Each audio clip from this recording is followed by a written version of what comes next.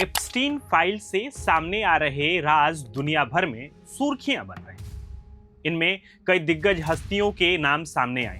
Epstein files के एक email message में प्रधानमंत्री नरेंद्र मोदी और जेफरी एप्स्टीन की मुलाकात का भी दावा था, जिसे भारतीय विदेश मंत्रालय ने खारिज कर दिया। उधर अमेरिकी राष्ट्रपति डोनाल्ड ट्रंप ने भी कहा कि उनका जेफरी एप्स्टीन से कोई लेना देना नहीं था। ट्रंप ने दावा किया कि अमेरिकी न्याय विभाग द्वारा जारी की गई फाइलों से साजिश सामने आती है। इसका मकसद उन्हें राजनीतिक रूप से नुकसान पहुंचाना और चुनाव हरवाना था। बहरहाल, हाल ही में सामने आए इन दावों ने अमेरिकी यौन अपराधी और मानव तस्कर जेफरी एप्स्टीन को एक बार फिर चर्चा में ला दिया है। नमस्ते, मैं हूं निशान। एप्स्टीन की मौत 2019 में हो चुकी है, लेकिन मृत्यु के 6 साल बाद भी एप्स्टीन की फाइलें विश्व की कई सरकारों, नेताओं, बिजनेसमैन और नामी गिरामी हस्तियों के लिए परेशानी का कारण बनी हुई। भले ही एप्स्टीन फाइल के नाम आने से ट्रंप घिर गए हों, लेकिन उन्होंने इसे जारी करने का आदेश दिया था। खुद ट्रंप ने आदेश दिया था। उनके अपने समर्थकों और रिपब्लिकन पार्टी के कुछ नेताओं ने लगातार दबाव डाला कि एप्स्टीन की जांच में क्या क्या पता चला, इसकी पूरी जानकारी पब्लिक की जाए। कई हफ्तों तक ट्रंप ने यह बात नहीं मानी, लेकिन बाद में उन्होंने राय बदली और रिपब्लिकन सांसदों से कहा कि वे एप्स्टीन फाइल को लोगों के सामने सार्वजनिक करने के लिए वोट दें। अमेरिकी संसद में दोनों सदनों में, हाउस और सीनेट ने एक कानून पास किया, जिसमें न्याय विभाग को सभी फाइलें जारी करने का आदेश मिला। ट्रंप ने नवंबर में उस पर साइन कर दी। इस कानून के बाद फाइलें जारी करने की 30 दिनों की समय सीमा शुरू हुई, लेकिन कुछ फाइलें जारी नहीं की जाएंगी। जैसे फिलहाल चल रही किसी आपराधिक जांच से जुड़ी फाइलें, एप्स्टीन के शिकार लोगों की पहचान बताने वाली जानकारी, निजी जानकारी जो प्राइवेसी भंग करे, या बच्चों के यौन शोषण, मौत और चोट की तस्वीरें। दरअसल 2008 में एक 14 साल की लड़की के माता-पिता ने पुलिस को बताया था कि जेफरी एप्स्टीन ने उनकी बेटी के साथ उनके पाम बीच वाले घर पर यौन हिंसा हुई। घर के कई लड़कियों की तस्वीरें मिली। एप्स्टीन को नाबालिगों से सेक्स वर्क करवाने के लिए दोषी ठहराया गया और सेक्स अपराधी के रूप में रजिस्टर किया। इसके बाद एप्स्टीन ने फ्लोरिडा में प्रोसिक्यूटर्स के साथ एक समझौता किया। इसकी वजह से उसे ज्यादा लंबी जेल नहीं हुई। 11 साल बाद 2019 में उस पर फिर आरोप लगा कि वह नाबालिग लड़कियों का सेक्स के लिए नेटवर्क चला रहा था। जेल में ट्रायल का इंतजार करते हुए जेफरी एप्स्टीन की मौत हो गई, जिसे सुसाइड बताया गया। इन दोनों जांचों में बहुत सारे दस्तावेज जमा हुए, जैसे पीड़ितों और गवाहों के बयान, उसके घरों पर छापे में मिली चीजें। 2025 के न्याय विभाग में एक मेमो के मुताबिक इस मामले में FBI के पास 300 GB से ज्यादा का डेटा और एविडेंस मौजूद है। न्याय विभाग कहता है कि इनमें पीड़ितों की बहुत सारी तस्वीरें और वीडियोस हैं जो बच्चों से शोषण से जुड़ी हुई हैं। इन्हें सार्वजनिक नहीं किया जाएगा, क्योंकि नया कानून सर्वाइवर की पहचान छिपाने की इजाजत देता है। यही जानकारी एप्स्टीन फाइल्स है, जो समय समय पर जारी हो रही हैं और कई लोगों की परतें खुल रही हैं। एप्स्टीन की ब्रिटिश साथी और एक्स गर्लफ्रेंड मिसलेन मैक्सवेल पर भी अलग से जांच हुई। उसे 2021 में एप्स्टीन के साथ मिलकर लड़कियों का यौन व्यापार करने का दोषी ठहराया। एप्स्टीन फाइल से जुड़े 30 लाख नए डॉक्यूमेंट्स जारी किए गए हैं। कुछ कंटेंट पहले से ही पब्लिक हो चुकी हैं, जिनमें तस्वीरें शामिल हैं। इसमें पहले कमेटी से एप्स्टीन की प्रॉपर्टी के हजारों डॉक्यूमेंट्स आए, जिसमें ज्यादातर ईमेल थे।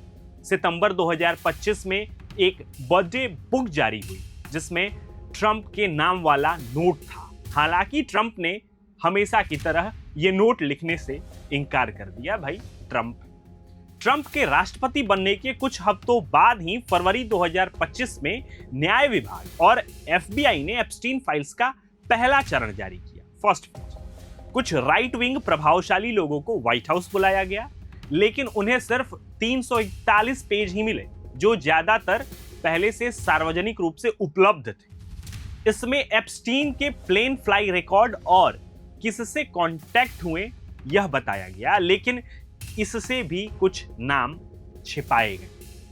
अमेरिकी संसद में वोट एक डिस्चार्ज पिटीशन से हुआ, जिसमें 218 सांसदों ने हस्ताक्षर जरूरी थे।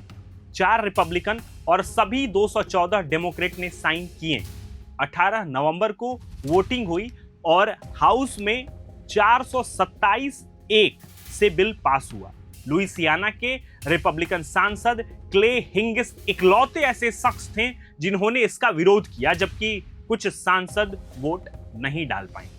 हाउस के बाद सीनेट में बिना विरोध के यह पास हुआ और ट्रंप ने साइन किया। इस प्रक्रिया के बाद भी फाइलों का पूरी तरह से रिलीज होना मुश्किल है। अटॉर्नी जनरल पाम बोंडी के पास अधिकार है कि वे किसी भी जानकारी को रोक सकती है जो जांच को नुकसान पहुंचाए या पीड़ितों की पहचान बताए। कानून में कहा गया कि व्यक्तिगत जानकारी को रोका या छिपाया जा सकता है जो साफ तौर पर निजता में अनुचित तौर पर हस्तक्षेप करे।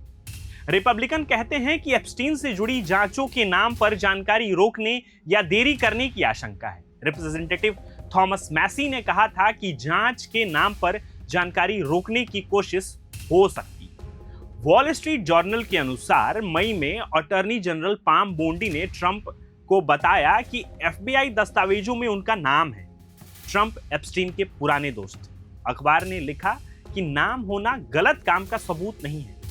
व्हाइट हाउस ने इसे फेक बताया, लेकिन रॉयटर्स को एक अधिकारी ने कहा कि ट्रंप का नाम होने से इनकार नहीं किया गया है। सार्वजनिक दस्तावेजों में कई और बड़े नाम सामने आए, जिसमें एंड्रयू माउंटबेटन विंडसर, पूर्व प्रिंस और किंग चार्ल्स III के भाई, पूर्व राष्ट्रपति बिल क्लिंटन और माइकल जैक्सन भी शामिल हैं। बिल क्लिंटन और ब्रिटिश राजघराने ने एप्स्टीन के अपराधों की जानकारी होने से इनकार किया। जैक्सन की 2019 में मौत हो चुकी। सितंबर में जारी फ्लाइट लॉग, जो ऐसे डॉक्यूमेंट्स जिनमें एप्स्टीन के स्वामित्व वाली निजी जेट विमानों के यात्रियों की सूची का विवरण दिया गया है, में एलन मस्क और माउंटबेटन विंडसर का नाम था। माउंटबेटन विंडसर ने गलत काम से इनकार किया, जबकि मस्क ने कहा कि एप्स्टीन ने उन्हें द्वीप पर बुलाया था, लेकिन उन्होंने मना कर दिया। 12 जनवरी को जारी ईमेल में क्लिंटन ने पूर्व ट्रेजरी सेक्रेटरी लैरी समर्स और ट्रंप के पूर्व सहयोगी स्टीव बैनन का नाम सामने आया। समर्स ने कहा कि वे अब पब्लिक कार्यों से पीछे हटेंगे और उन्होंने एप्स्टीन से संपर्क रखने की गलती की जिम्मेदारी ली। ट्रंप का नाम भी कई बार आया, लेकिन उन्होंने हमेशा आरोप खारिज कर दिया। ऐसा महसूस होता है कि ट्रंप और एप्स्टीन कई सालों से दोस्त थे। उनका सामाजिक दायरा भी एक जैसा था। पहले जारी फाइलों में ट्रंप का नाम एप्स्टीन की ब्लैक बुक में था। फ्लाइट लॉग से निकली जानकारी के मुताबिक भी ट्रंप ने कई बार एप्स्टीन के प्लेन में सफर किया था। 2090 के दशक में वे साथ में हाई क्लास पार्टियों में दिखे। CNN की तस्वीर में एप्स्टीन ट्रंप की शादी में थे। 2002 में ट्रंप ने एप्स्टीन को शानदार आदमी कहा था। एप्स्टीन ने बाद में कहा कि वह 10 साल तक डोनाल्ड के सबसे करीबी दोस्त थे। लेकिन ट्रंप कहते हैं कि एप्स्टीन की पहली गिरफ्तारी से 2 साल पहले ही उनका उनसे झगड़ा हो गया था। 2008 तक ट्रंप कहने लगे कि वे एप्स्टीन के फैन नहीं रहे। व्हाइट हाउस कहता है कि झगड़ा एप्स्टीन के व्यवहार की वजह से हुआ और उसे अपने क्लब से निकाल दिया क्योंकि वह घिनौना शख्स था। जबकि वॉशिंगटन पोस्ट का कहना है कि झगड़ा फ्लोरिडा में किसी जमीन को लेकर हुआ था।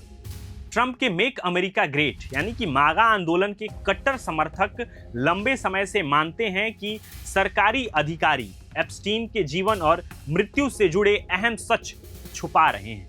कुछ का मानना है कि अमेरिकी समाज के सबसे ऊपरी तबके पर बच्चों के यौन शोषण का एक गिरोह चल रहा है जिसे सरकार का संरक्षण प्राप्त है।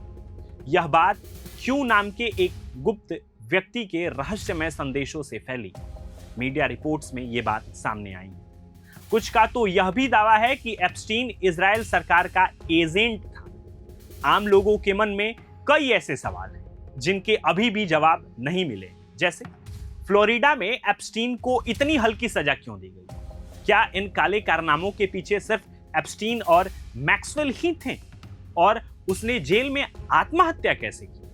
हालांकि एप्स्टीन की मौत एक हफ्ते बाद ही न्यूयॉर्क के मेडिकल एग्जामिनर के आधिकारिक तौर पर एप्स्टीन की मौत को फांसी लगाकर आत्महत्या करार दे दिया गया था। 66 वर्षीय फाइनेंसर का 10 अगस्त 2019 को जेल में शव मिला था। अमेरिकी ब्यूरो ऑफ प्रिजन ने पहले ही उनकी मौत का संभावित आत्महत्या बताया था, लेकिन इसके बावजूद कई तरह की साजिश की थ्योरी सामने आ रही।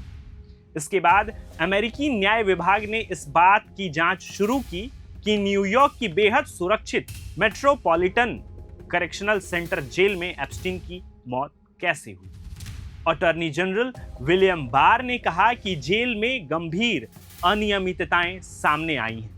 इस जेल में पहले भी कई हाई प्रोफाइल कैदी रह चुके हैं, जैसे Mexican drug mafia El Chapo और धोखाधड़ी के आरोपी बर्नी मैडॉफ। एप्स्टीन की मौत के बाद 2 जेल गार्डों को निलंबित कर दिया गया और एमसीसी के एक वार्डन को अस्थायी रूप से हटा दिया गया, क्योंकि रिपोर्ट्स में कहा गया था कि एप्स्टीन की यूनिट में जरूरी हर 30 मिनट की निगरानी ठीक से नहीं की गई थी। ये थी एप्स्टीन फाइल से और एप्स्टीन के जीवन से और उसकी घटना से जुड़ी पूरी कहानी।